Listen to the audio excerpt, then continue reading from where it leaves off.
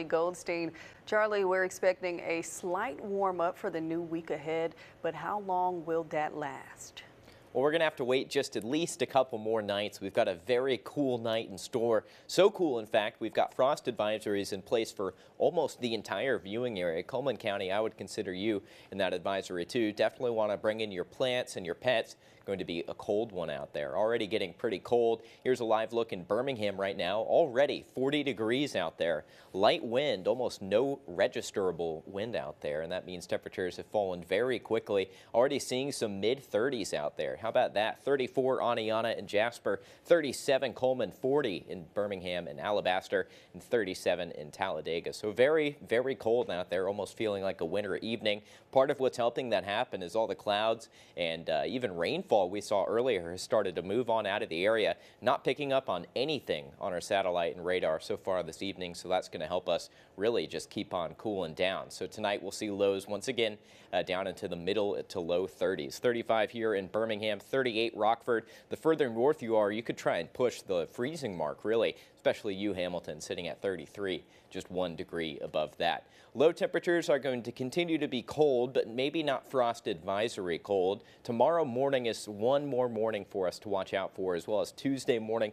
Maybe we could get cool enough for that. After that, I think we're smooth sailing. Temperatures overnight start to move towards the middle 50s. So we're going to get warmer overnight, and off the door tomorrow morning, not going to be very warm. 43 degrees at 7 a.m. The nice thing is with the time change, you'll be able to drop your kids off with plenty of sunshine. That sunshine lasts into the afternoon. High temperatures making it all the way into the middle 60s. So a nice day, definitely a little cool though. We'll see high pressure stick into the area. That will last all the way until Tuesday. So some very nice, very comfortable weather is starting to funnel into the area, and it's going to stay that way over the next several days. Those dual high pressures are going to make temperatures start to climb into the 70s by Tuesday, middle 70s for Thursday and Friday. That nice little warm up there will last a few days before it looks like we'll see another pattern change coming next weekend. That all happens as that high pressure I just told you about will start to break down aloft, and we'll start to see some much cooler air start to work its way into the area. Big trough of low pressure will start to work its way towards Alabama.